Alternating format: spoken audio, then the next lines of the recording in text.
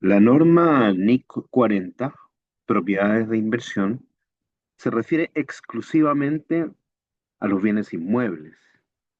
Me refiero a real estate, como se dice en inglés, es decir, a los bienes raíces. Claramente, la norma NIC 40 establece como objetivo prescribir el tratamiento contable de estas propiedades de inversión y las exigencias de revelación de información que correspondan. La expresión propiedades de inversión se refiere básicamente a aquellas propiedades o bienes raíces que tienen el propósito de generar rentas de manera directa, a diferencia de las propiedades, plantas y equipo, que si bien ingresos, generan ingresos de manera indirecta. Por ejemplo, una maquinaria que una empresa manufacturera adquiere para usarla en su proceso productivo no va a generar ingresos por sí sola, genera ingreso en comunión con el resto de los activos, es decir, produciendo, elaborando el producto para luego venderlo por parte de la empresa manufacturera. Sin embargo, en las propiedades de inversión el asunto es distinto, porque con una propiedad de inversión yo puedo generar dinero, flujos de efectivo de manera directa, por ejemplo, a través de su arrendamiento. Las propiedades que se destinan al arrendamiento efectivamente van a ser consideradas propiedades de inversión, siempre y cuando ese arrendamiento sea un arrendamiento operativo. Porque si se tratara de un arrendamiento financiero, la entidad arrendadora tendría que dar de baja ese activo. En cambio, si estamos hablando de un arrendamiento operativo, la entidad arrendadora debe mantener ese activo bajo la categoría de propiedad de inversión. Esta norma, tal como lo establece el párrafo 2, se aplica cuando tú reconoces, mides y revelas la información relativa a este tipo de activos. No debes aplicar esta norma a los activos biológicos relacionados con la actividad agrícola. Claro que no. Tú puedes entregar y recibir un terreno en arrendamiento operativo y en ese terreno pudieran crecer árboles, por ejemplo, pero no debes confundir los árboles con el terreno si tu actividad es agrícola.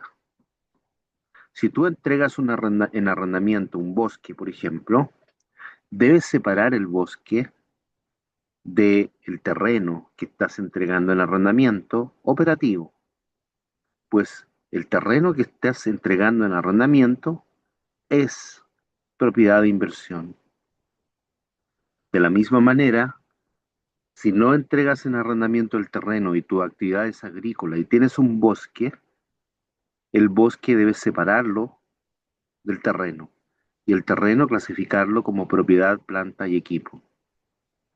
Algo similar sucede con los derechos mineros y reservas minerales, tales como el petróleo, el gas natural y los recursos no renovables similares, a los cuales tampoco se les aplica la norma NI 40.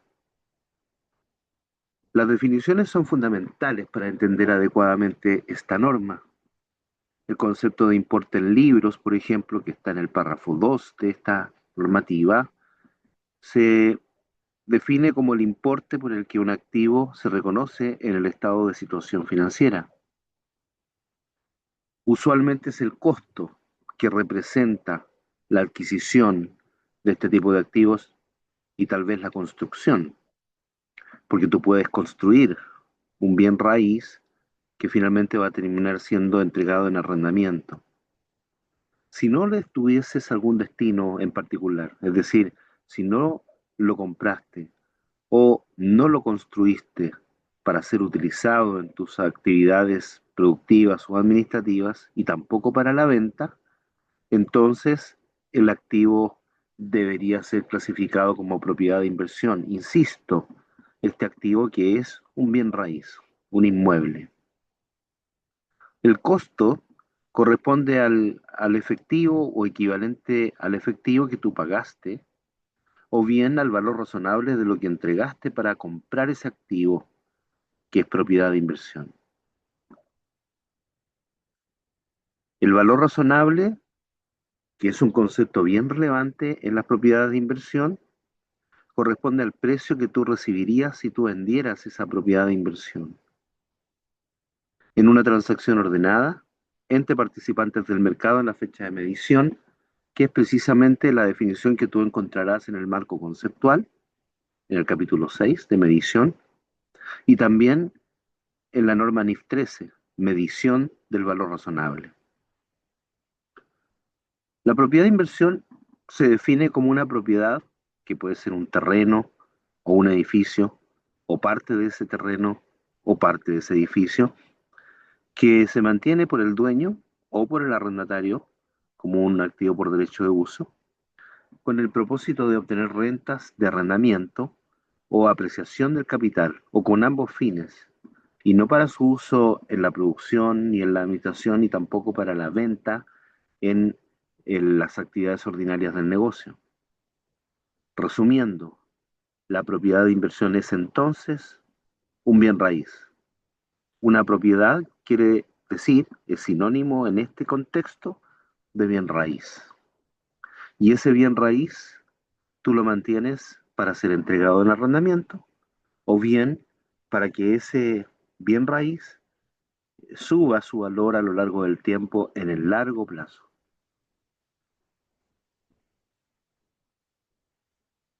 Las propiedades ocupadas por el dueño, a diferencia de las propiedades de inversión, son aquellas propiedades que son utilizadas para la producción o el suministro de bienes o servicios, o bien para fines administrativos. Debe quedar absolutamente clara esta separación que establece la norma NIC 40. Si tú compras un terreno y en ese terreno vas a instalar tu oficina, tus oficinas administrativas, tus plantas productivas para fabricar algún producto, entonces ese terreno va a ser de propiedad planta y equipo. Sin embargo, si tú compras el terreno y tu propósito es entregar en arrendamiento dicho terreno, entonces vas a tener que clasificarlo como propiedad de inversión. Por esa misma razón, la separación, ya te lo decía yo, es necesaria entre los activos que son bienes raíces y que vas a destinar al arrendamiento o a generar plusvalías de largo plazo versus aquellos activos que tú utilizas para tus propios propósitos administrativos o productivos, en cuyo caso se clasificarían como propiedades, plantas y equipo. Respecto de esta clasificación, la norma NIC 40 nos entrega en el párrafo 8 ciertos ejemplos. Por ejemplo, un terreno que se tiene para obtener apreciación del capital a largo plazo y no para venderse en el corto plazo dentro del curso ordinario de las actividades del negocio. Si tú tienes un negocio inmobiliario, tu empresa es inmobiliaria y tu empresa compra y vende terrenos, el terreno entonces, si lo compraste con el propósito de ser vendido, va a ser clasificado de acuerdo con la norma NIC 2, inventarios. Pero si tú lo compraste no con el propósito de venderlo, tampoco de usarlo para tus actividades administrativas o productivas, entonces pudiera ser que compraste el terreno solamente con el propósito de que en el largo plazo suba de valor para en el futuro venderlo. Y en ese caso el terreno sería propiedad de inversión. También calificaría como propiedad de inversión el terreno que tú compras con el propósito de entregarlo en arrendamiento operativo. Se clasificaría como propiedad de inversión también ese tipo de terrenos. Y un tercer caso sería aquel en donde compraste el terreno pero no lo tienes destinado a nada. No has definido cuál va a ser su uso. En ese caso también el terreno sería clasificado como propiedad de inversión. El segundo ejemplo que nos otorga el párrafo 8 de esta norma es aquel terreno que se tiene para su uso futuro no determinado, es decir, el dueño no ha establecido para qué lo va a utilizar. En ese caso se considera como un supuesto que hay detrás de ello, que se ha adquirido para generar plusvalías de largo plazo. El tercer ejemplo que nos entrega la norma NI 40 es el de un edificio que es propiedad de la entidad y se alquila o se entrega en arrendamiento a través de uno o más arrendamientos operativos. Uno o más porque el edificio puede estar alquilado o entregado en arrendamiento, pero tal vez no solo un piso, tal vez cada uno de sus pisos está entregado en arrendamiento o una parte de sus pisos está entregado en arrendamiento. Por eso el ejemplo C del párrafo 8 habla de que puede estar alquilado a través de uno o más arrendamientos operativos. Pudiera ser también que tú recibas en arrendamiento un edificio y que al mismo tiempo ese contrato de arrendamiento establezca una cláusula que te permite a ti subarrendar ese piso o ese edificio o esos pisos, tal vez también puede ser, entregarlos en arrendamiento, en un subarrendamiento operativo a un tercero. En ese caso, tú mantienes un derecho de uso que va a ser clasificado como propiedad de inversión. La letra D del párrafo 8 nos entrega otro ejemplo que corresponde a un edificio que está desocupado y se tiene con el propósito de ser arrendado a través de uno o más arrendamientos operativos. Es decir, no es necesario que el edificio tenga ya un arrendatario. Es posible que estés buscando un arrendatario, no importa. Lo importante es que tú no lo estés ocupando para tus propios propósitos administrativos o productivos. Si está desocupado y estás buscando arrendatario, este sería otro ejemplo de propiedad de inversión. La letra E del párrafo 8 de esta norma nos da a conocer que un otro ejemplo serían aquellos inmuebles que están siendo construidos o mejorados para su uso futuro como propiedades de inversión. Es importante en este sentido que tú entiendas que puedes estar preparando un inmueble para ser arrendado posteriormente. Muchas empresas han contabilizado la preparación de un inmueble inmediatamente después de que se ha comprado o cuando ya ha sido comprado y previamente la propiedad planta de equipo, cuando se prepara para ser arrendado, hay empresas que clasifican ese tipo de activos mientras se está preparando para ser arrendado como propiedad planta de equipo. La norma con este ejemplo nos indica que no importa que todavía no esté siendo entregado en arrendamiento o publicado para su arrendamiento, pero si ya hay un trabajo que se está desarrollando con el propósito de ser entregado en arrendamiento, entonces este tipo de activos va a ser una propiedad de inversión. El capítulo 9, perdón, el párrafo 9, es bastante interesante porque nos da unos contraejemplos, es decir, son ejemplos de partidas que no serían propiedades de inversión, para que no nos equivoquemos. El primer contraejemplo que nos entrega corresponde a aquellos inmuebles que se han adquirido con el propósito de ser vendidos en el curso normal de las actividades del negocio. Cuando la norma dice en el curso normal de las actividades del negocio, quiere decir que la empresa se dedica a vender normalmente este tipo de activos, los inmuebles. o bien que se encuentran en proceso de construcción o desarrollo con el propósito de ser vendidos. En ambos casos, la propiedad adquirida para ser dispuesta se va a clasificar como un inventario en el caso de aquellas empresas cuyo objetivo de negocio sea el vender bienes inmuebles. Es decir, se aplicaría la norma NIC 2.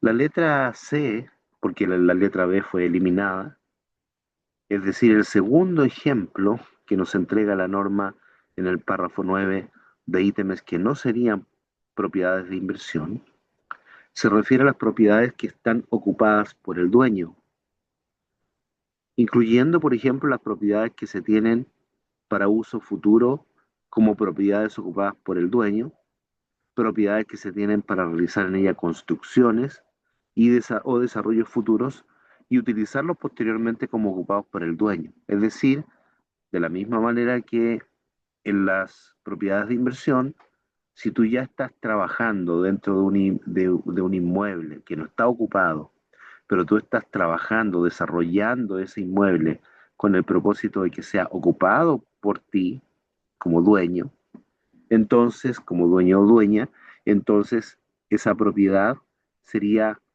propiedad, planta y equipo, porque el propósito de ese desarrollo que se está realizando es la ocupación por parte de los dueños o dueñas.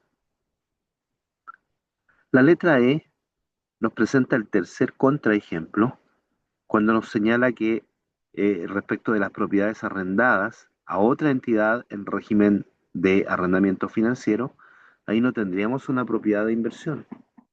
Porque cuando tú tienes un bien inmueble y lo entregas en arrendamiento financiero a un tercero, tienes que dar de baja ese inmueble. No podrías contabilizarlo como propiedad de inversión. Porque de acuerdo con la norma NIF 16 de arrendamientos, cuando se entrega un activo bajo una forma de arrendamiento financiero, el arrendador debe dar de baja ese activo y reemplazarlo por un activo financiero denominado arrendamientos por cobrar. Interesante esta separación, ¿no es cierto?, que establece el párrafo 8 del párrafo 9 para ejemplificar acerca de cuándo se reconoce y cuándo no se reconoce un ítem en la categoría de propiedades de inversión. El párrafo 10 destaca que ciertas propiedades se componen de una parte que se tiene para ganar rentas o apreciación del capital y otra parte que se utiliza en la producción o suministro de bienes o servicios o bien para fines administrativos.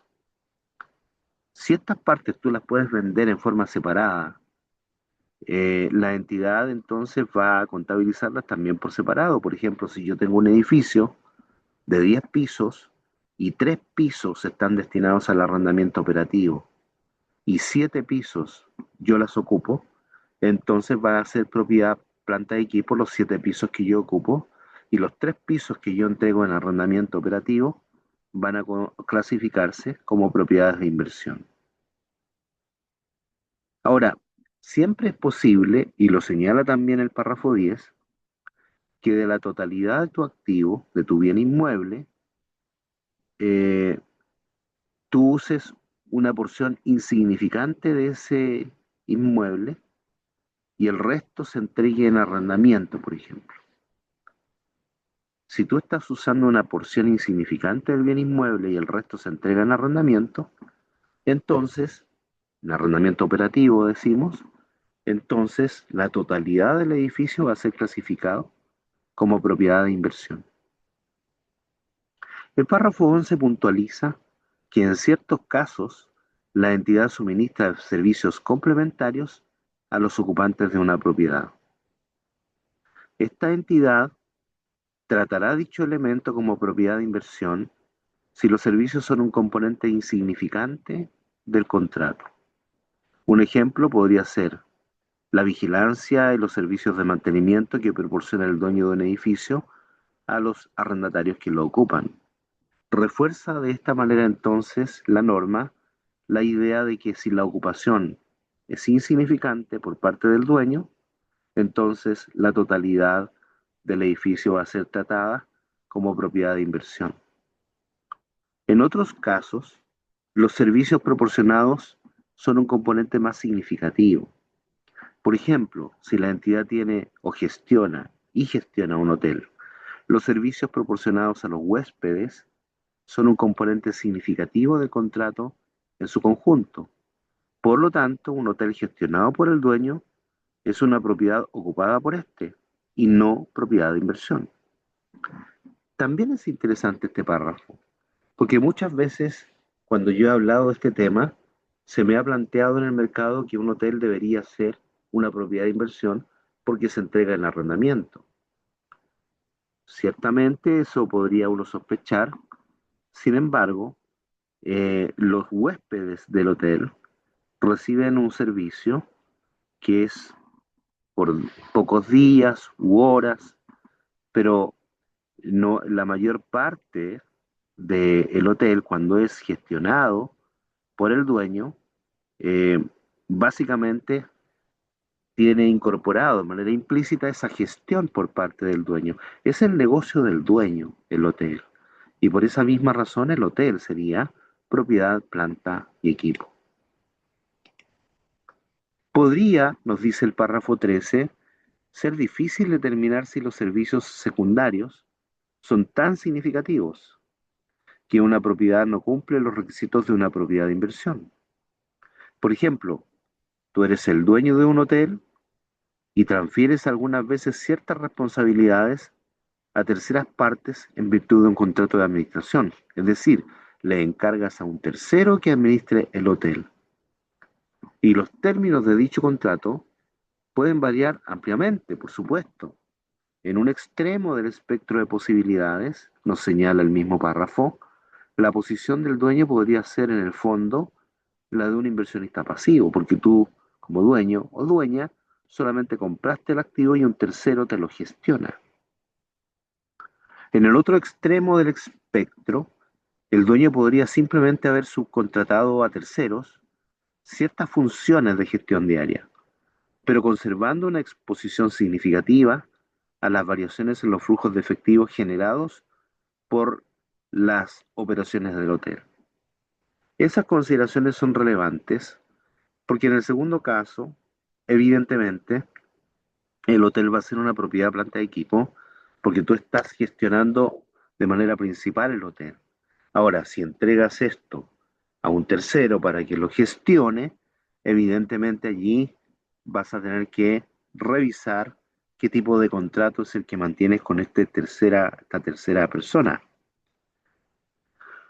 o esta tercera persona jurídica, quiero decir, una empresa, ¿ok? Ahí la discusión de alguna manera va hacia la revisión del contrato. En todo caso, el párrafo 14 de esta norma señala que se requiere un juicio para determinar si una propiedad cumple los requisitos como propiedad de inversión. Un juicio, es decir, una apreciación subjetiva, ¿no es cierto?, de la entidad. La entidad desarrollará criterios entonces para poder ejercer tal juicio de manera congruente, de acuerdo con la definición de propiedad de inversión y con las guías correspondientes que figuran en los párrafos 7 al 13. El párrafo 75C requiere que la entidad revele dichos criterios cuando la clasificación resulta difícil. Lo que nos quiere señalar el párrafo 14 que no siempre es clara la identificación de la propiedad de inversión como propiedad de inversión. Hay casos, aunque son menores, en donde esto va a requerir aplicar algún criterio de evaluación de la clasificación de la que estamos hablando. El párrafo 14A señala que también se necesita el juicio profesional para determinar si la compra de una propiedad de inversión es la compra de un activo o un grupo de activos o una combinación de negocios dentro del alcance de la NIF 3. Para determinar si es una combinación de negocios, debes remitirte a la norma NIF 3, La discusión de los párrafos 7 al 14 de esta norma se relaciona con si la propiedad es o no una propiedad ocupada por el propietario o una propiedad de inversión, y no con la determinación de si la adquisición de la propiedad es o no una combinación de negocios, como se define en la norma NIF 3. Hay que tener mucho cuidado, porque hay empresas en donde el único activo es un edificio. Si la empresa tiene como único activo un edificio, entonces esto no es un negocio, sino más bien es un activo el que estás comprando si tú compras esa empresa. La determinación de si una transacción específica cumple la definición de una combinación de negocio, como se define en la norma NIF 3, e incluye una propiedad de inversión, como se define en esta norma, requiere la aplicación separada de ambas normas.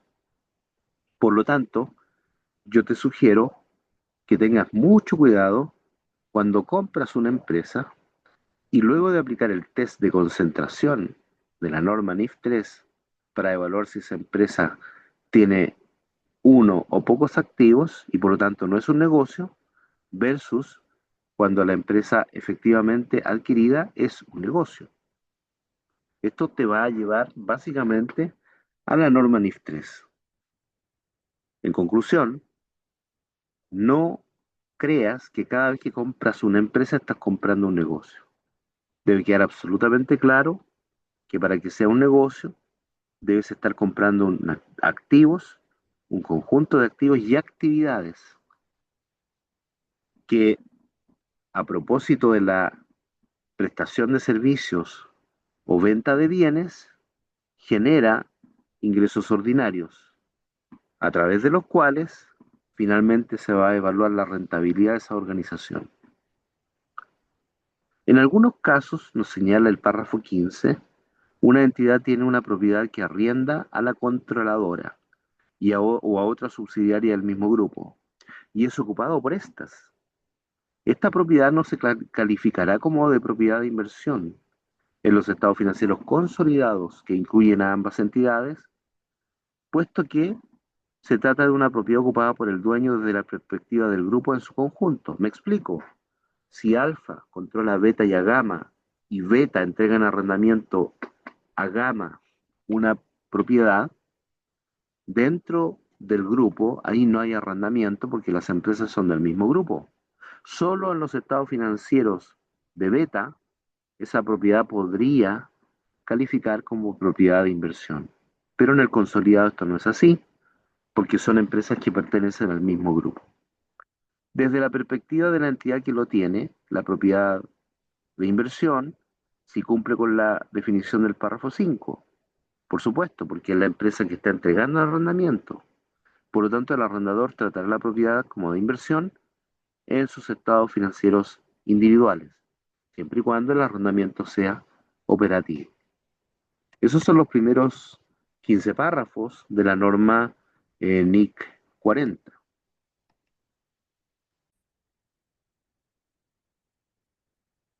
El párrafo 16 de la norma NIC 40 se refiere al reconocimiento de este tipo de activos.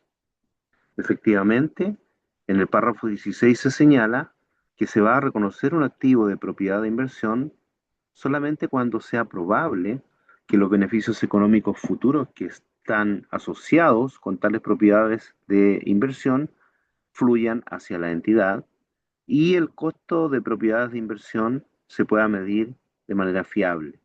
Es decir, no vas a poder reconocer una propiedad de inversión si es que no es probable que de esa propiedad de inversión tú te vayas a beneficiar en el futuro.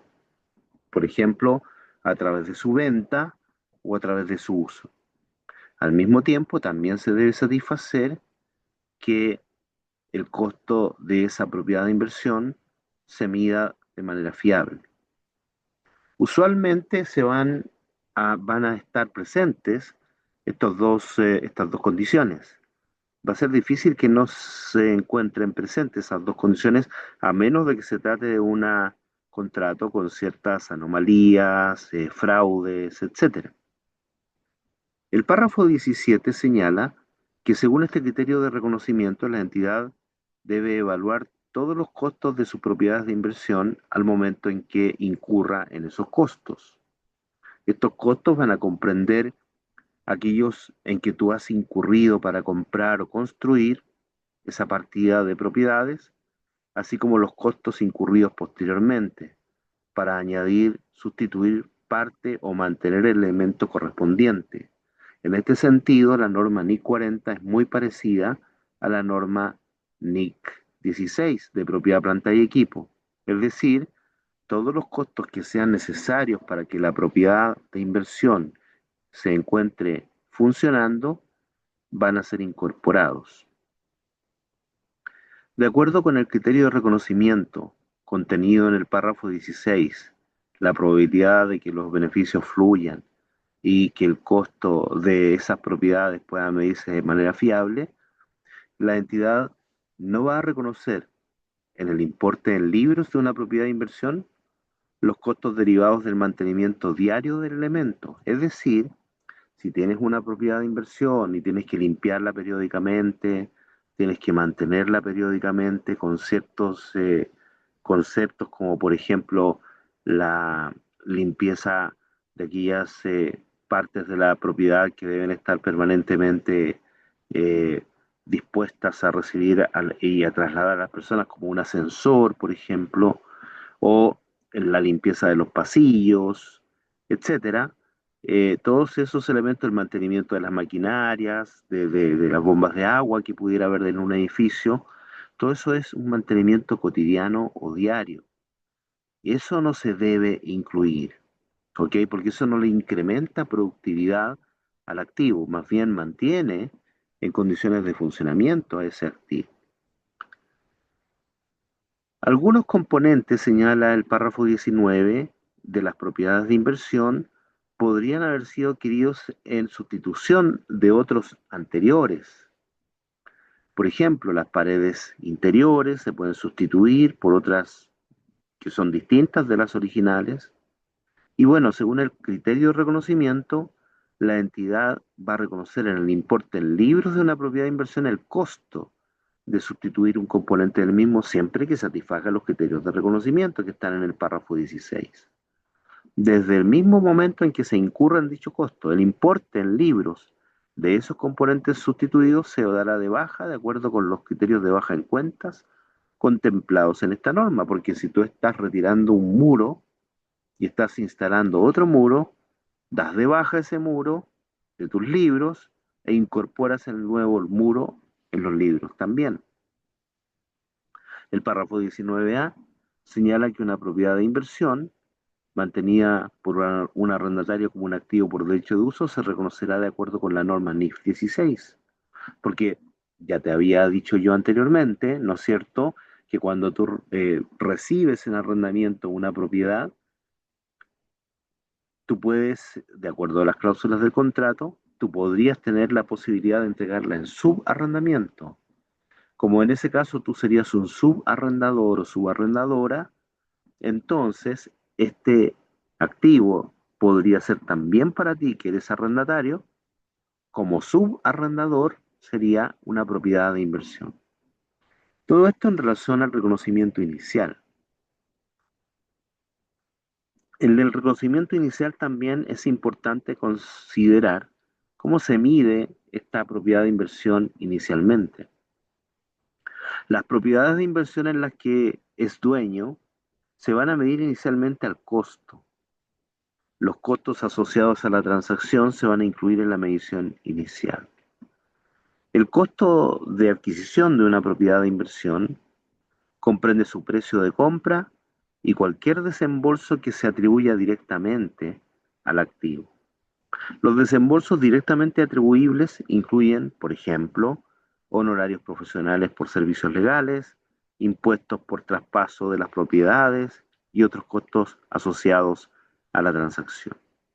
También muy parecido a lo que establece la norma NIC 16 de propiedad, planta y equipo. Es importante lo que señala el párrafo 23, ya que establece qué conceptos no van a incorporar no se van a incorporar en el costo de una propiedad de inversión, es decir, no son activables en la propiedad de inversión. Por ejemplo, los costos de puesta en marcha, a menos que sean necesarios para que la entidad, la propiedad esté en condiciones de operar. Las pérdidas de operación incurridas antes de que la propiedad de inversión logre el nivel planeado de ocupación tampoco se van a activar, o tampoco se podrían activar las cantidades anormales de desperdicios, mano de obra u otros recursos incurridos en la construcción o en el desarrollo de la propiedad, porque bien sabemos, ¿no es cierto?, que cuando estamos construyendo algo siempre puede haber un desperdicio de recursos que usamos o incurrimos en más costos de los que deberíamos utilizar. Ese exceso de costos tampoco se permite que se active en las propiedades de inversión. Si el pago por una propiedad de inversión se aplazase, su costo va a ser equivalente al precio contado. La diferencia entre esta cuantía y el total de pagos se va a reconocer como un gasto por intereses y no se va a activar en el valor del activo de esa propiedad de inversión durante el periodo de aplazamiento.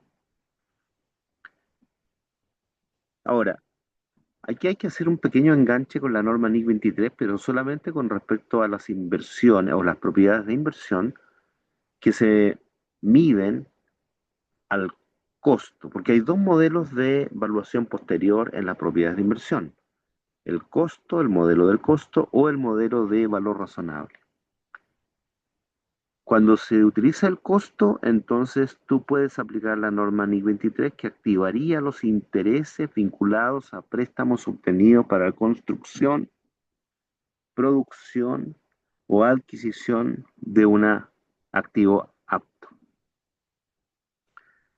Bueno, algunas propiedades de inversión pueden haber sido adquiridas a cambio de uno o varios activos no monetarios, o de una combinación de activos monetarios y no monetarios. La siguiente discusión se refiere a la permuta de un activo no monetario por otro, pero también es aplicable a todas las permutas descritas en la frase anterior. El costo de dicha propiedad de inversión se medirá por su valor razonable, a menos que A, la transacción de intercambio no tenga carácter comercial, o B, no pueda medirse con fiabilidad el valor razonable del activo recibido ni el del activo entregado. El activo adquirido se medirá de esta forma incluso cuando la entidad no pueda dar de baja inmediatamente el activo entregado. Si el activo adquirido no se mide por su valor razonable, su costo se medirá por el importe en libros del activo entregado. ¿Te das cuenta lo que dice acá? Dice que cuando tú compras una propiedad de inversión, pero no pagas dinero por ella, sino más bien entregas otro activo, por ejemplo, recibes un terreno y entregas un camión. Se señala claramente en este párrafo 27 que el costo de dicha propiedad de inversión que tú has adquirido de esta manera se mide por su valor razonable. Es decir, tiene que estar incorporando el valor razonable del activo adquirido. Ahora, eh, podría suceder que la transacción no tenga un carácter comercial o que no pueda medirse con fiabilidad el valor razonable del activo recibido, ni del activo entregado. En ese caso, el activo se mediría básicamente al costo del bien que tú has entregado o al valor libro del bien que tú has entregado. Estas son las famosas permutas o transacciones no monetarias, como se le conoce de manera un poco más técnica. El párrafo 28 nos señala además que una entidad va a determinar si una transacción de intercambio tiene carácter comercial, como mediante la consideración de la medida en que se espera que cambien sus flujos de efectivo futuro producto de la transacción. Una transacción de intercambio tiene naturaleza comercial si la configuración, riesgo, calendario, importe de los flujos de efectivo del activo recibido difieren de la configuración de los flujos de efectivo del activo transferido. Es decir, tú recibes un activo que te va a generar beneficios que son distintos a los beneficios que te entregaba el activo que estás entregando. Se supone que tendría una sustancia comercial, o naturaleza comercial esta transacción, si tú estás recibiendo algo que te genera más beneficios que los que te generaba el activo que estás entregando. O el valor específico para la entidad de la parte de sus actividades afectadas por la permuta se ve modificado como consecuencia del intercambio. Y además, la diferencia identificada en A o en B es significativa al compararla con el valor razonable de los activos intercambiados. Es decir, que hay un valor agregado. Eso es lo que podríamos resumir. O de esa manera podríamos resumir el asunto. Al determinar si una permuta o transacción no monetaria tiene carácter comercial, el valor específico para la entidad de la parte de sus actividades afectadas por la transacción deberá tener en cuenta los flujos de efectivo después de impuestos. El resultado de estos análisis puede ser claro sin que la entidad tenga que realizar cálculos detallados.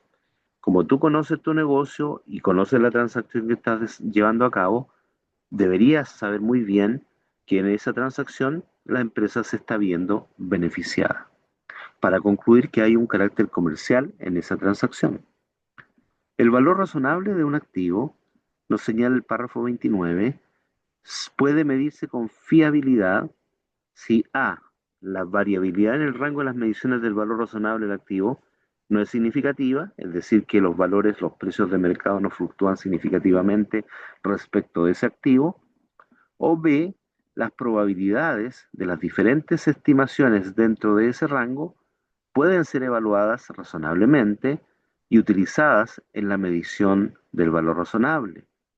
Si la entidad es capaz de medir de forma fiable los valores razonables del activo recibido o del activo entregado, entonces se utilizará el valor razonable del activo entregado para medir el costo del activo recibido, a menos que se tenga una evidencia más clara del valor razonable del activo recibido.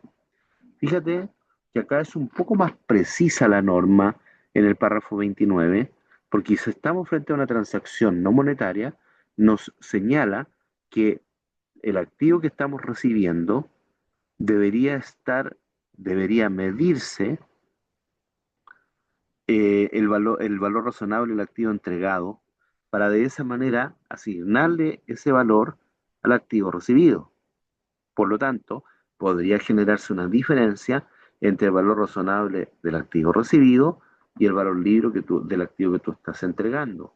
Si el valor razonable del activo recibido es 1000 y el valor contable del activo que estás entregando es 800, claramente vas a tener una diferencia de 200 que va a corresponder a una utilidad o ganancia por transacción no monetaria. Una propiedad de inversión mantenida por un arrendatario como un activo por derecho de uso se medirá inicialmente a su costo de acuerdo con la norma NIF 16, que es la norma de arrendamiento que empezó a regir a nivel global a partir del año 2019. Es lo que nos señala el párrafo 29A. Luego, la medición posterior al reconocimiento es el siguiente tema abordado por la norma NIC 40. Al respecto, en cuanto a la política contable, el párrafo 30 establece que, a excepción de lo señalado en los párrafos 32A y 34, la entidad explicará o elegirá como política contable el modelo de valor razonable contenido en los párrafos 33 a 55 o el modelo del costo contenido en los párrafos 56 y aplicará esa política a todas sus propiedades de inversión. Es decir, aquí nos está señalando la norma NI 40 que hay dos modelos de medición después del reconocimiento inicial. Es decir, que al inicio, ya lo hemos dicho, la propiedad de inversión debe medirse al costo, pero después de ese reconocimiento inicial, en el momento de la compra o la construcción, debe aplicarse uno de los dos modelos, el modelo de valor razonable o el modelo del costo. Fíjate que acá hay una diferencia importante contra la norma NIC 16. Primero, semántica. Semántica porque en norma NIC 16 de propiedad planta de equipo no se habla del modelo del costo y del valor razonable. Se habla del modelo del costo y el modelo de revaluación. Acá se habla del costo y del valor razonable. La NIC 8 señala el párrafo 31 que eh, señala que se realizará un cambio voluntario en las políticas contables únicamente si dicho cambio diese lugar a que los estados financieros proporcionen información fiable y más relevante sobre los efectos de las transacciones, otros eventos o condiciones sobre la situación financiera de la entidad, el rendimiento financiero o los flujos de efectivo. Es altamente improbable que un cambio de modelo del valor razonable al modelo del costo proporcione una presentación más relevante. Muchas veces me preguntan si es posible cambiar de un modelo a otro, del costo al valor razonable o del valor razonable al costo. Es posible cambiar fácilmente desde el costo hacia el valor razonable, pero por lo señalado en el párrafo 31, lo inverso no es posible normalmente, a menos de que tú puedas demostrar que cambiando desde el modelo de valor razonable al modelo del costo obtengas información más confiable, más relevante. Difícilmente eso va a suceder en los bienes raíces, porque los bienes raíces siempre hay interés por conocer el valor del razonable o de mercado de ese bien raíz. E incluso hay muchísimos expertos, corredores de propiedades, etcétera. Sin embargo, pudiera haber casos específicos muy raras veces, ¿no? Pero podría haber casos específicos en donde el valor razonable pudiera ser tan difícil de determinar que finalmente termine concluyéndose que es el costo el mejor valor, pero que esto suceda para todos los activos de propiedades de inversión es bastante complejo. Y efectivamente, la opción por escoger el costo o el valor razonable es una elección comprehensiva, es decir, que debe aplicarse a todos los activos de propiedad de inversión.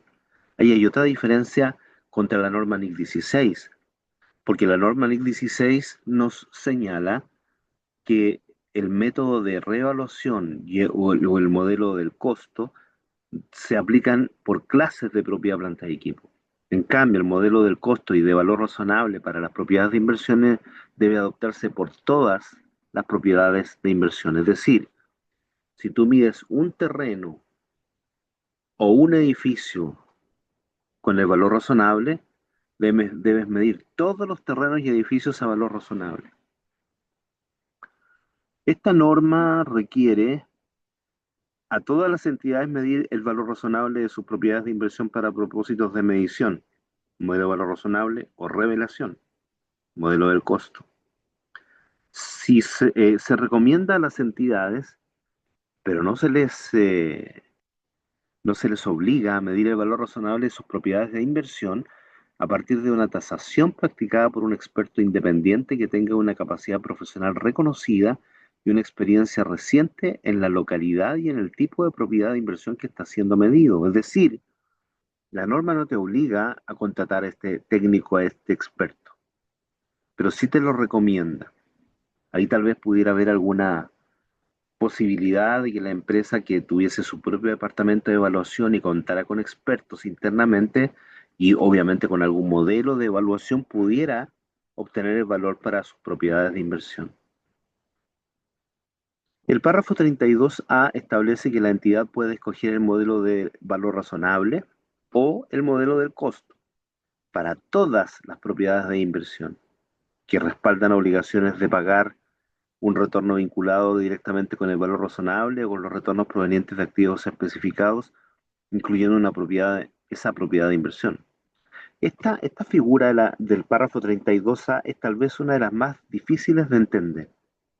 Trataré de explicártelo a continuación. Ya te había dicho yo que cuando se escoge el modelo del costo se aplica a todas las propiedades de inversión, o cuando se escoge el modelo de valor razonable se aplica a todas las propiedades de inversión. Sin embargo, aquí se señala que tú puedes escoger el valor razonable o el costo para aquellas propiedades de inversión que respaldan obligaciones de pagar un retorno que esté vinculado directamente con el valor razonable o con los retornos provenientes de activos especificados, incluyendo esa propiedad para inversión. Es decir, aquí hay una vinculación que establece la norma de estas propiedades con las obligaciones que tú tengas en tu empresa. Muchas veces, un banco, por ejemplo, podría exigir que la relación que existe entre el valor razonable de tu propiedad de inversión y tu deuda se mantenga en ciertos límites, por ejemplo, como una especie de covenant. Ahí tu propiedad de inversión podría estar vinculándose a ese tipo de covenants y por lo tanto deberías estar midiendo el valor razonable y para ello tal vez tu decisión de política contable sea que esa propiedad de inversión se mida al valor razonable, aun cuando las otras propiedades de inversión no se midan a valor razonable. También la entidad puede escoger el modelo de valor razonable o el modelo del costo para todas las otras propiedades para inversión independiente de la elección que tú realizaste en A. Es decir, cuando se presenta esta figura especial en donde una propiedad o unas propiedades de inversión las vas a medir al valor razonable porque tienes un endeudamiento con el banco que te obliga de alguna manera a estar determinando el valor razonable y contabilizando el valor razonable en forma periódica, entonces tú podrías tener la consideración de aplicar la política contable de valor razonable solo sobre esa o esas propiedades de inversión y al resto medirlas al costo. Algunas entidades operan interna o externamente un fondo de inversión que proporciona inversiones con ganancias determinadas por unidades en el fondo. Análogamente, algunas entidades emiten grupos de contratos de seguro con componentes de participación directa, para los cuales los elementos subyacentes incluyen propiedades de inversión. A efectos de los párrafos 32A y 32B, solo los contratos del seguro incluyen contratos de inversión con componentes de participación discrecional. El párrafo 32A no permite que una entidad mida una propiedad tenida por el fondo parcialmente al costo y parcialmente al valor razonable. Eh, Perdón, leo de nuevo. El párrafo 32A no permite que una entidad mida una propiedad tenida por el fondo parcialmente al costo y parcialmente al valor razonable. Esto de acuerdo con lo que establece la norma NIF 17, contratos de seguro para los términos usados en este párrafo que están definidos en esa norma. Es decir, el párrafo 32A aquí básicamente se está indicando que no sería aplicable a una propiedad de inversión tenida por el fondo de inversión, específicamente por el fondo de inversión. ¿Y por qué no? Porque el fondo de inversión tiene que medir todo a valor razonable. Es la figura de los fondos de inversión. Los fondos de inversión tienen un propósito más bien especulativo.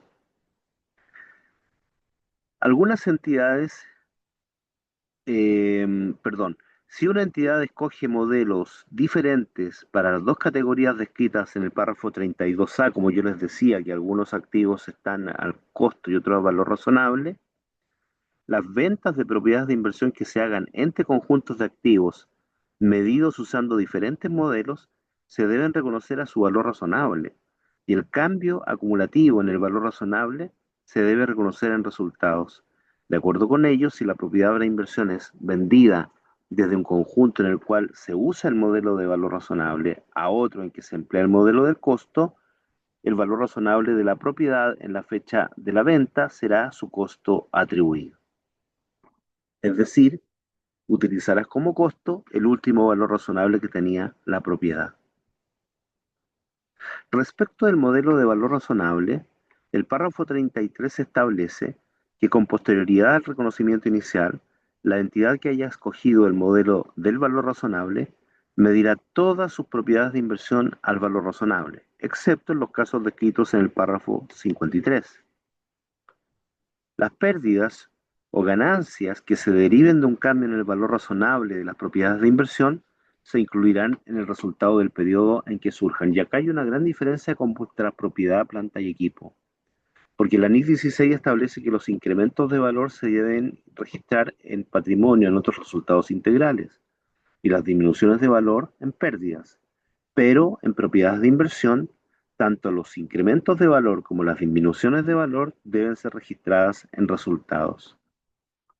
Cuando se mide el valor razonable de una propiedad de inversión, de acuerdo con la norma NIF 13, una entidad se asegurará de que el valor razonable refleja, entre otras cosas, los ingresos por alquileres de los arrendamientos actuales y otros supuestos que los participantes del mercado utilizarían al fijar el precio de las propiedades de inversión en condiciones de mercado actuales. Claramente, si tú traes a valor presente los flujos futuros que te genera el activo, propiedad de inversión, que estás entregando en arrendamiento a terceros, el valor razonable debería tener en consideración por lo menos esos flujos futuros que tú esperas recibir a propósito de ese arrendamiento. Cuando un arrendatario usa el modelo del valor razonable para medir una propiedad de inversión que se mantiene como un activo por derecho de uso, medirá el activo por derecho de uso y no la propiedad de inversión subyacente a valor razonable. ¿Por qué? Porque tú tienes un derecho de uso allí de acuerdo con la norma NIF 16 y no tienes la propiedad. Tú tienes el control del derecho de uso y no el control de la propiedad. La norma NIF 16 especifica las bases para reconocer inicialmente el costo de una propiedad de inversión mantenida por un arrendatario como un activo por derecho de uso. El párrafo 33 requiere que la propiedad de inversión mantenida por un arrendatario como un activo por derecho de uso se mida nuevamente, si fuera necesario, por su valor razonable, si la entidad elige el modelo del valor razonable. Cuando los pagos por arrendamiento son a tasas de interés de mercado, el valor razonable de una propiedad de inversión mantenida por un arrendatario como un activo por derecho de uso en el momento de la adquisición, neto de todos los pagos por arrendamiento esperados, incluyendo los relacionados con los pasivos por arrendamiento reconocidos, debe ser cero. Por tanto, volver a medir un activo por derecho de uso desde el costo, de acuerdo con la norma NIF 16, al valor razonable, de acuerdo con el párrafo 33, no debería dar lugar a ninguna pérdida o ganancia inicial, a menos que el valor razonable fuera determinado en diferentes momentos del tiempo.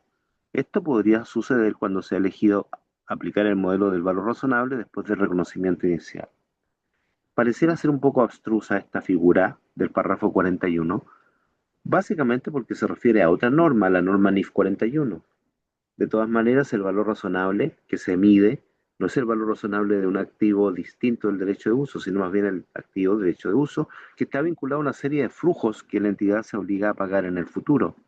Por esa misma razón, el concepto de valor razonable para el derecho de uso debería vincularse al descuento de esos flujos con la tasa de interés de descuento que se requiere en el momento de la valuación.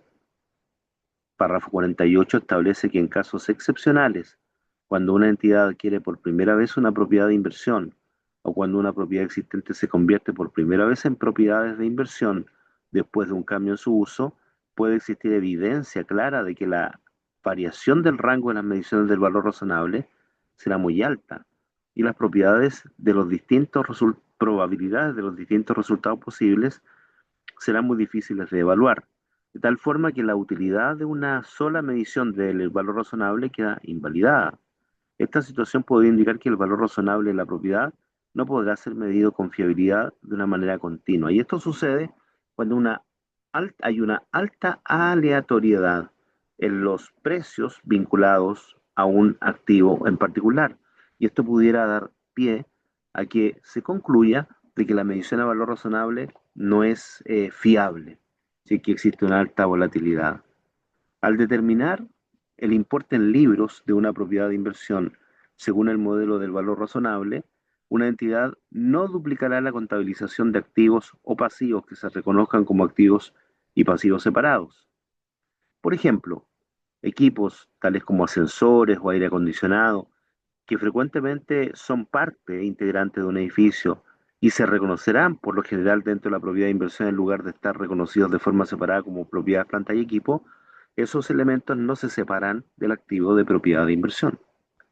O si una oficina se alquila amueblada, El valor razonable de la oficina incluirá por lo general el valor razonable del mobiliario, debido a que el ingreso por arrendamiento deriva de la oficina con los muebles.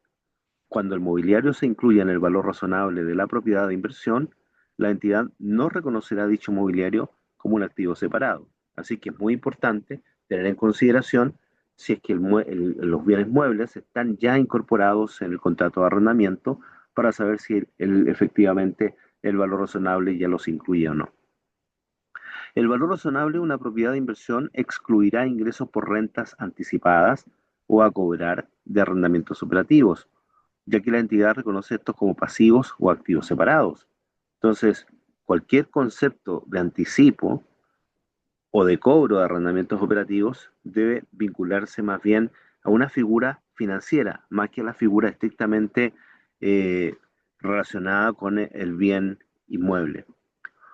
Y el valor razonable de las propiedades de inversión mantenidas por un arrendatario como un activo por derecho de uso reflejará los flujos de efectivo esperados, incluyendo los pagos de arrendamiento variable que se espera que pasen a ser pagaderos.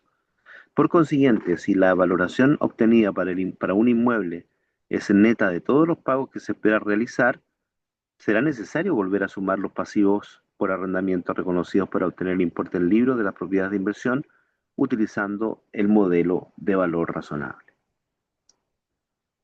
En algunos casos, la entidad espera que el valor presente de sus pagos relativos a una propiedad de inversión, distinto a los pagos relativos a los pasivos financieros reconocidos, exceda al valor presente de los flujos de efectivo por recibir. La entidad aplicará la norma NIC 37 para determinar si debe reconocer un pasivo y cómo debe proceder en tal caso en su medición. Porque esto pudiera suceder, que los pagos que tú realices sean superiores a los ingresos que tú esperas recibir. Puede suceder cuando tú recibes una oficina en arrendamiento y la puedes subarrendar. La entregas en subarrendamiento y lo que te paga el subarrendatario es inferior a lo que tú pagas al arrendador original. En ese caso hay un contrato oneroso y es la norma NIC 37 la que nos señala cómo deben contabilizarse los contratos onerosos. Respecto de la imposibilidad de medir el valor razonable de forma fiable, el párrafo 53 de esta norma nos señala que existe una presunción refutable de que una entidad podrá medir de forma fiable y continua el valor razonable de una propiedad de inversión. Sin embargo, en casos excepcionales cuando la entidad adquiera por primera vez una propiedad de inversión o cuando un inmueble existente se convierta por primera vez en propiedad de inversión después de un cambio en su uso, pone en evidencia clara de que la entidad no va a poder medir de forma fiable y continua el valor razonable de la propiedad de inversión. Esto surge cuando, y solo cuando, el mercado para propiedades similares esté inactivo, es decir, existen pocas transacciones recientes, las cotizaciones de precios no son actuales, o los precios de transacciones observadas indican que el vendedor estuvo forzado a vender y no se pueda disponer de otras formas de medir el valor razonable, por ejemplo, a partir de las proyecciones de flujos de efectivo descontados.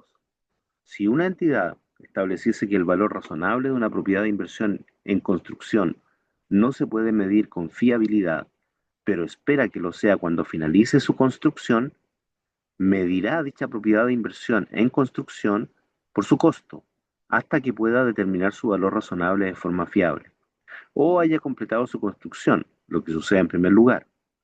Si una entidad determinase que el valor razonable de una propiedad de inversión distinta de una propiedad de inversión en construcción no se puede medir con fiabilidad de una forma continuada, la entidad medirá dicha propiedad de inversión aplicando el modelo del costo de la NIF 16 para propiedades de inversión de las que sea dueña, o de acuerdo con la NIF 16 para propiedades de inversión mantenidas por un arrendatario como un activo por derecho de uso.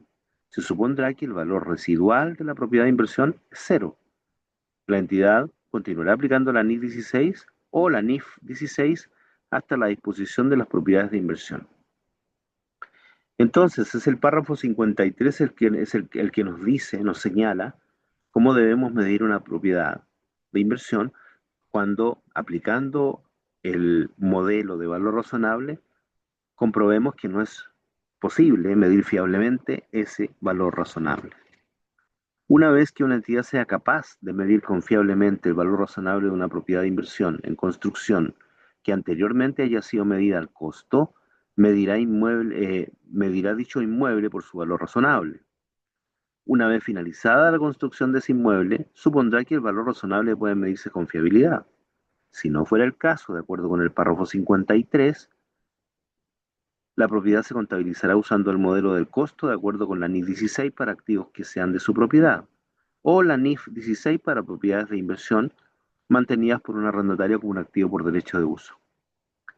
La presunción de que el valor razonable de la propiedad de inversión en construcción puede medirse confiablemente puede ser refutable solo en reconocimiento inicial. Una entidad que haya medido una partida de propiedades de inversión en construcción por su valor razonable no puede concluir que el valor razonable de dicha propiedad de inversión una vez terminada no pueda medirse con fiabilidad. En casos excepcionales, cuando una entidad se vea forzada, por la razón dada en el párrafo 53, a medir una propiedad de inversión utilizando el modelo del costo de acuerdo con la NIC 16 o la NIF 16, medirá el resto de sus propiedades de inversión por su valor razonable, incluyendo las que estén en construcción. En estos casos, aunque una entidad puede utilizar el modelo del costo para una propiedad de inversión, en particular continuará contabilizando cada uno de los restantes inmuebles usando el modelo del valor razonable. Es decir, el párrafo 54 te está indicando que no puedes tú, por solo hecho de no poder medir una de las propiedades de inversión a valor razonable, que el resto no la sigan midiendo también a valor razonable. Si tú tienes como modelo de evaluación valor razonable, debe aplicar el valor razonable a todas las propiedades de inversión y solo las excepciones la van a constituir aquellas entidades respecto a las cuales tú no puedes calcular el valor razonable por razones puntuales. Si la entidad ha medido previamente una propiedad de inversión por su valor razonable, continuará midiendo el valor razonable hasta que se disponga de la misma o hasta que la propiedad sea ocupada por el propietario o la entidad comience la transformación del mismo para venderlo en el curso ordinario de su actividad, aunque las transacciones comparables en el mercado se hicieran menos frecuentes, o bien los precios de mercado estuvieran disponibles menos fácilmente. Por su parte, el párrafo 56 nos relata muy brevemente el modelo del costo, estableciendo que después del reconocimiento inicial, la entidad que elija el modelo del costo medirá sus propiedades de inversión de acuerdo con la NIF 5, activos no corrientes mantenidos para la venta y operaciones discontinuadas, si cumple los criterios para ser clasificadas como mantenidas para la venta, o sea, incluidas en un grupo de activos para su disposición que sea clasificado como mantenido para la venta. B, de acuerdo con la NIF 16, si se mantiene por un arrendatario como un activo por derecho de uso y no se mantiene para la venta de acuerdo con NIF 5, y C, de acuerdo con los requerimientos de la NIC 16 en todos los demás casos. Es decir, que para poder resumir el párrafo 56, la norma NIC 40 nos está señalando que el modelo del costo en propiedades de inversión va a seguir los lineamientos de la norma NIC 16 normalmente. Respecto a las transferencias, siempre puede haber transferencias o reclasificaciones, desde propiedades de inversión hacia inventario, de inventarios a propiedades de inversión, entre propiedad de inversión y propiedad planta de equipo, por ejemplo. Por eso que el párrafo 57 establece que se realizarán transferencias a o de propiedad de inversión cuando y solo cuando exista un cambio en su uso, que se haya evidenciado por ser un cambio de uso, eh, ocurre cuando la propiedad cumple o deja de cumplir la definición de propiedades de inversión y existe evidencia del cambio de uso. Acá es muy importante el concepto de evidencia. Tú no puedes cambiar la clasificación de una propiedad de inversión porque tienes la intención de cambiar. No, el cambio tiene que estar evidenciado. Aisladamente, un cambio en las intenciones de la gerencia de uso de una propiedad no proporciona evidencia de un cambio de uso. Insisto, aquí ya lo dijo la norma, ¿no? Tener la intención de cambiar no es lo mismo que cambiar el uso. Ejemplos de evidencia de un cambio de uso incluyen cuando la entidad ha comenzado a ocupar esa propiedad de inversión o a desarrollar con intención de ocupación por el propietario. No solo intención, sino más bien que hay un desarrollo que comenzó por parte del propietario en el caso de una transferencia de una propiedad de inversión a propiedades ocupadas por el propietario. El segundo ejemplo, el inicio de un desarrollo con intención de venta. Es decir, hay una intención de venta, pero hay un desarrollo con la intención de venta, en el caso de una transferencia de una propiedad de inversión a inventarios. El tercer ejemplo, el fin de la ocupación por parte del dueño, en el caso de la transferencia de una instalación ocupada por el propietario a una propiedad de inversión. Y el cuarto ejemplo, el inicio de una operación de arrendamiento operativo a un tercero, en el caso de una transferencia de inventarios a propiedad de inversión. Cuando la entidad decida disponer de una propiedad de inversión sin hacer un desarrollo específico, va a continuar clasificando la propiedad como de inversión hasta que sea dada de baja en cuentas, eliminando del estado de situación financiera, y no lo tratará como si fuera un elemento de los inventarios.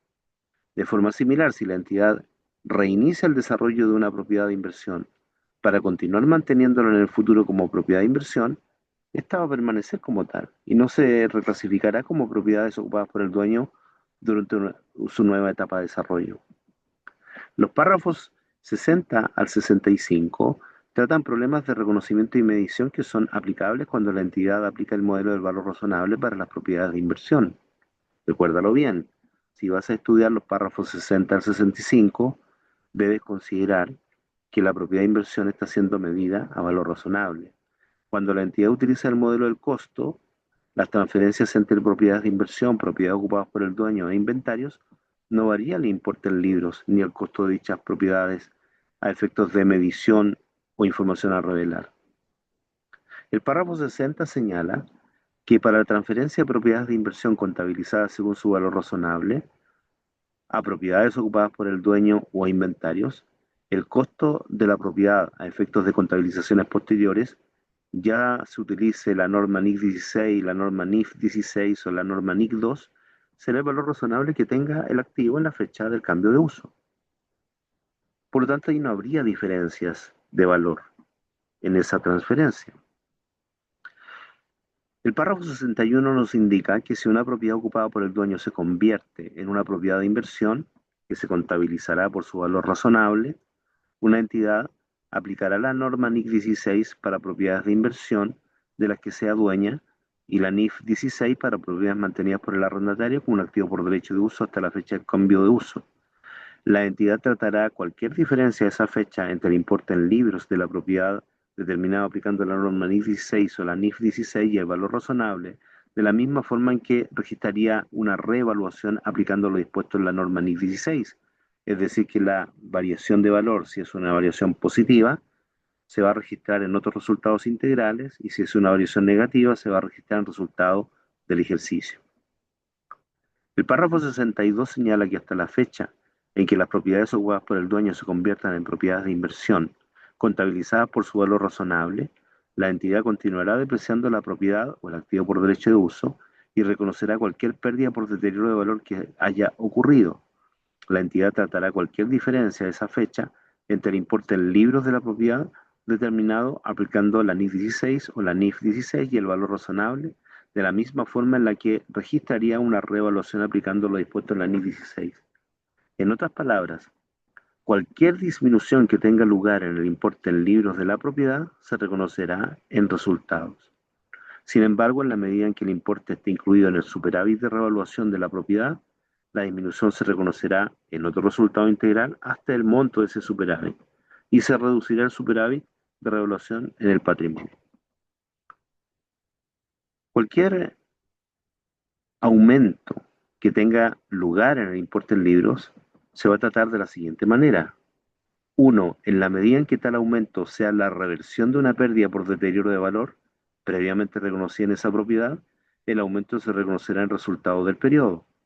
El importe reconocido en el resultado del periodo no excederá el importe necesario para restaurar el importe en libros que se hubiera determinado, neto de depreciación, si no se hubiera reconocido la pérdida por deterioro de valor de los activos. Y 2. Cualquier remanente del aumento se reconocerá como otro resultado integral e incrementará el superávit de revaluación dentro del patrimonio. En el caso de disposiciones posteriores de las propiedades de inversión, Los superávits de revaluación incluidos en el patrimonio pueden ser transferidos a las ganancias acumuladas.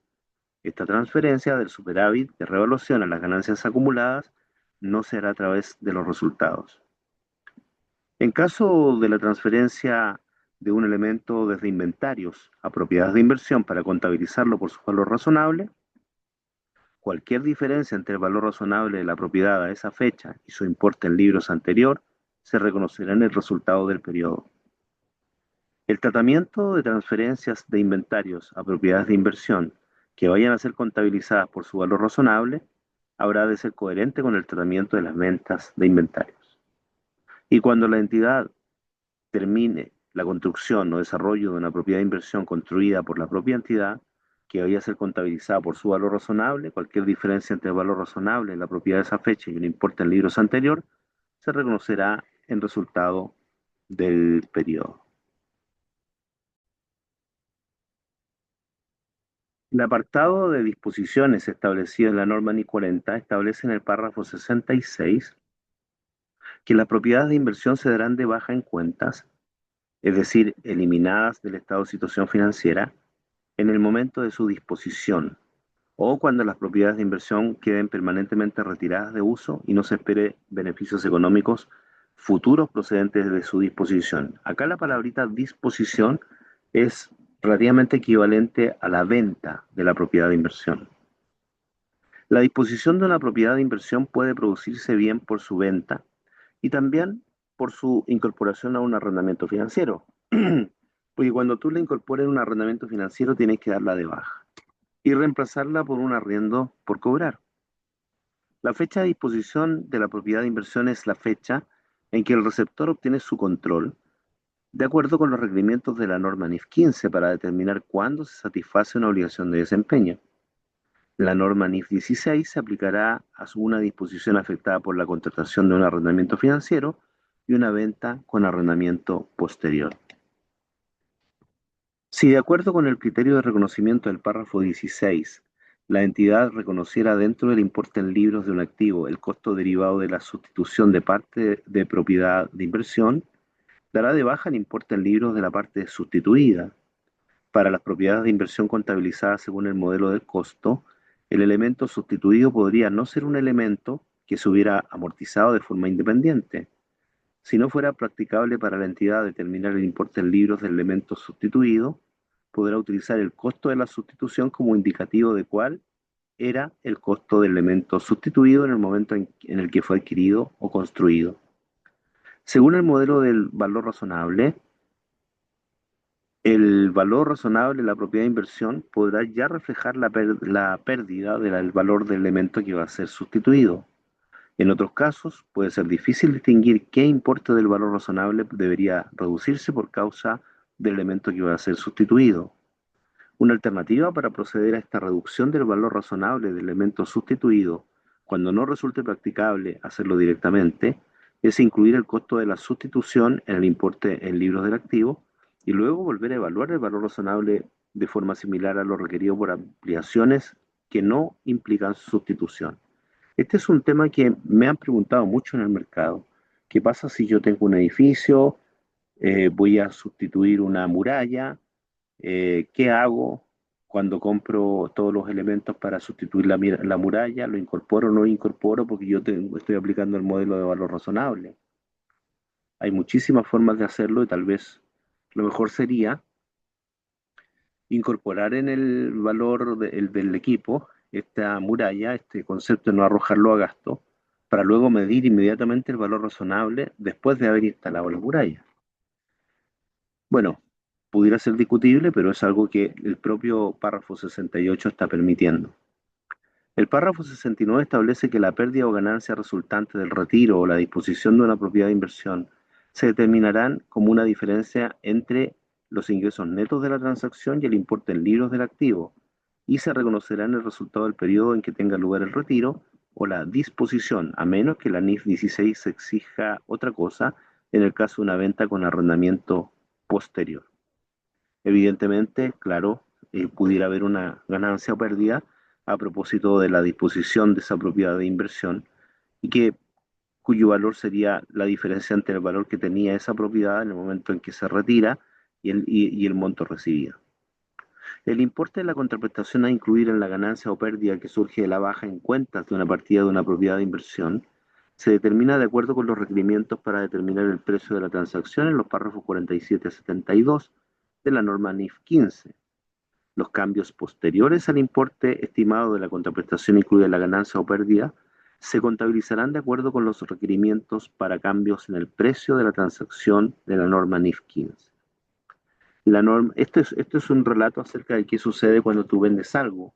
Recuerda que los ingresos por venta están absolutamente vinculados a la norma NIF 15 que se llama ingresos ordinarios provenientes de contratos con clientes. El párrafo 71 nos indica que la entidad aplicará la norma NIC 37 u otras normas que consideren apropiadas a cualquier pasivo que permanezca después de su disposición de una propiedad de inversión. Porque la norma NIC 37 precisamente se refiere a los activos contingentes, pasivos contingentes y provisiones. El párrafo 72 señala que las compensaciones de terceros por causas de propiedades de inversión que se hayan deteriorado su valor, se hayan perdido o abandonado, se reconocerán el resultado del periodo cuando dichas compensaciones sean exigibles. Es decir, si se produce un incendio y se arruina una bodega, por ejemplo, que es una propiedad tuya, o un edificio, se quema, tú no puedes reconocer de inmediato un seguro por cobrar y un ingreso. Solamente cuando tú ya tengas derecho a recibir esa compensación de la entidad aseguradora vas a poder reconocer ese ingreso y ese seguro por cobrar. El párrafo 73 señala que el deterioro de valor o las pérdidas en propiedades de inversión, las reclamaciones asociadas o pagos por compensación de terceros y cualquier compra o construcción posterior de activos sustituidos son hechos económicos independientes y por eso se contabilizarán independientemente de la forma siguiente. Las pérdidas por deterioro de valor de las propiedades de inversión se reconocerán de acuerdo con la NIC 36, apenas se haya producido el deterioro. Los retiros o disposición de las propiedades de inversión se reconocerán de acuerdo con los párrafos 66 a 71 de esta norma, es decir, la baja en cuentas. La compensación de terceros por la propiedad de inversión cuyo valor haya sufrido un deterioro, haya experimentado una pérdida o haya sido objeto de disposición, se reconocerá en el resultado del periodo en el que dicha compensación sea exigible, es decir, cuando la entidad aseguradora, por ejemplo, se comprometa a pagar. Finalmente, el costo de los activos rehabilitados, comprados o construidos como sustitutos se determinará de acuerdo con los párrafos 20 a 29 de esta norma, es decir, el reconocimiento o la incorporación del activo una vez que se ha pagado, se ha adquirido. Respecto de la información a revelar, esta norma establece en el párrafo 74, cuando se refiere a los modelos de valor razonable y del costo, que la siguiente información a revelar se aplicará de forma adicional a la contenida en la norma NIF 16. De acuerdo con la norma NIF 16, el dueño de las propiedades de inversión incluirá las revelaciones correspondientes al arrendador respecto a los arrendamientos en los que haya participado. Un arrendatario que mantiene una propiedad de inversión como un activo por derecho de uso proporcionará información a revelar del arrendatario tal como lo requiere la norma NIF 16. Hay información a revelar del arrendador tal como requiere la norma NIF 16 para toda operación de arrendamiento operativo que realice. El párrafo 75 establece que una entidad debe revelar primero si aplica el modelo de valor razonable o el modelo del costo, porque alguna opción tomó la empresa para aplicar uno de ambos modelos. Segundo, cuando la clasificación resulta difícil, los criterios desarrollados por la entidad para distinguir las propiedades de inversión de las propiedades ocupadas por el dueño y de las propiedades que tienen para vender en el curso normal de las actividades del negocio deben ser reveladas para que el stakeholder o lector de los estados financieros tenga claridad de esta separación.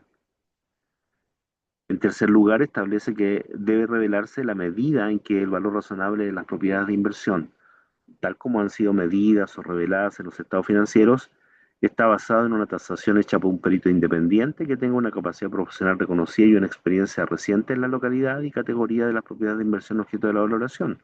Si no hubiera tenido lugar dicha forma de valoración, se revelará este hecho. Recuerda que según lo que vimos anteriormente, puede la empresa prescindir de un experto independiente para efectuar la tasación. Pero no basta con eso, porque si no está haciendo uso de un profesional independiente, un tercero, un experto independiente, debe revelar que la tasación se ha efectuado sin la presencia de un experto independiente y lo ha hecho la propia empresa. Las cifras incluidas en el resultado del periodo por concepto de ingresos derivados de rentas provenientes de las propiedades de inversión, gastos directos de operación, incluyendo reparaciones y mantenimiento relacionados con las propiedades de inversión que generaron ingresos por rentas durante el periodo, gastos directos de operación, incluyendo reparaciones y mantenimiento reclamados con las propiedades de inversión que no generaron ingresos en concepto de renta durante el periodo, y el cambio acumulado en el valor razonable que se haya reconocido en el resultado por la venta de una propiedad de inversión perteneciente al conjunto de activos en los que se aplica el modelo del costo, al otro conjunto de activos en los que se aplica el modelo de valor razonable. Todos esos conceptos deben ser revelados en este apartado, en que las revelaciones no están, son las mismas, independientemente que se utilice el modelo de valor razonable o el modelo del costo. También debe revelarse la existencia e importe de las restricciones a la realización de propiedades de inversión, el cobro de los ingresos derivados de las mismas o de los recursos obtenidos por su disposición. Por ejemplo, podrían las propiedades de inversión estar siendo pignoradas por una relación de la empresa con la banca. Las obligaciones contractuales para adquisición, construcción o desarrollo de propiedades de inversión, o por concepto de reparaciones, mantenimientos o mejoras de las mismas, estas obligaciones también deben ser reveladas.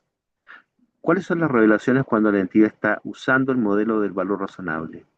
Bueno, además de las revelaciones exigidas por el párrafo 75, que corresponde al modelo del costo o al valor razonable, la entidad que aplique el modelo de valor razonable descrito en los párrafos 33 al 55 de la norma también revelarán una conciliación del importe del libro de las propiedades de inversión al inicio y al final del periodo, que incluya lo siguiente: adiciones, presentando por separado las derivadas de adquisiciones y las que se adquieren en desembolsos posteriores capitalizados en el importe del libro de estos activos; adiciones derivadas de adquisiciones a través de combinaciones de negocios; los activos clasificados como mantenidos para la venta o incluidos en un grupo de activos para su disposición que ya sigue clasificado como mantenido para la venta, de acuerdo con la norma NIF 5, así como otras disposiciones; pérdidas o ganancias netas de los ajustes al valor razonable; las diferencias de cambio netas derivadas de la conversión de los estados financieros a una moneda de presentación diferente, así como las derivadas de la conversión de un negocio en el extranjero a la moneda de presentación de la entidad que informa;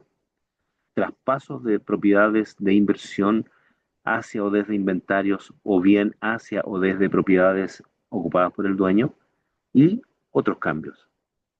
El párrafo 77 señala que cuando la evaluación obtenida por una propiedad de inversión se haya ajustado de forma significativa a efectos de ser utilizada en los estados financieros, por ejemplo, para evitar una doble contabilización de activos o pasivos que se hayan reconocido como activos o pasivos separados, según se describe en el párrafo 50, la entidad revelará una conciliación entre la valoración obtenida y la ajustada incluida en los estados financieros, mostrando por separado el importe agregado de cualesquiera obligaciones por arrendamiento reconocidas que se hayan deducido, así como cualesquiera otros ajustes significativos.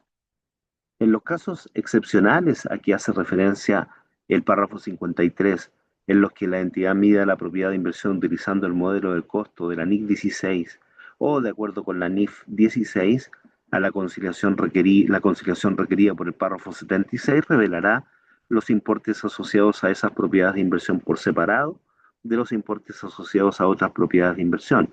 Además, la entidad debe incluir la siguiente información: una descripción de las propiedades de inversión, una explicación de la razón por la cual no puede medirse con fiabilidad el valor razonable si así fuera, si es posible el rango de estimaciones entre las cuales es altamente probable que se encuentre el valor razonable, y cuando haya dispuesto de propiedades de inversión no registradas por su valor razonable, el hecho de que la entidad haya enajenado propiedades de inversión no registradas por su valor razonable, el importe del libro de esas propiedades de inversión en el momento de su venta y el importe de la pérdida o ganancia reconocida.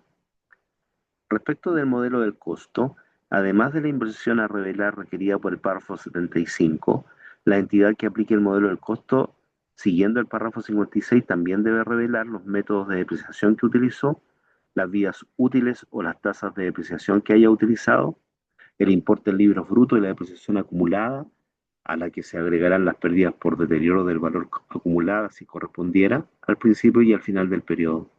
Una conciliación del importe en libros de las propiedades de inversión al inicio y al final del periodo que incluye lo siguiente: adiciones, revelando por separado las derivadas de adquisiciones y las que se refieran a desembolsos posteriores capitalizados en el importe en libros de sus activos, adiciones derivadas de adquisiciones a través de combinaciones de negocio, los activos clasificados como mantenidos para la venta o incluidos en un grupo de activos para su disposición que haya sido clasificado como mantenido para la venta de acuerdo con la norma NIF 5, así como otras disposiciones, la depreciación, el importe de la pérdida reconocida por deterioro de activos, así como el importe de pérdidas por deterioro de activos que hayan revertido durante el periodo según la norma NIC 36, las diferencias de cambio netas derivadas de la conversión de los estados financieros a una moneda de presentación diferente, así como las derivadas de la conversión de un negocio en el extranjero o la moneda de presentación de la entidad que informa, los traspasos de propiedades de inversión hacia o desde inventarios o bien hacia o desde propiedades ocupadas por el dueño y otros cambios. El valor razonable de las propiedades de inversión. Si bien en los casos excepcionales descritos en el párrafo 53, cuando la entidad no pueda medir el valor razonable de las propiedades de inversión de manera fiable, la entidad revelará las siguientes informaciones: una descripción de las propiedades de inversión, una explicación de la razón por la cual no puede medirse con fiabilidad el valor razonable y, si es posible, el rango de estimaciones entre las cuales es altamente probable que se encuentre el valor razonable. Lo demás son más bien disposiciones transitorias. He querido más bien hacer una lectura breve de esta norma. Estaré atendiendo a tus consultas. Si necesitas, escríbeme y estaremos analizando detalles que pudieran estar pendientes acerca de la aplicación de esta importante norma. Muchas gracias.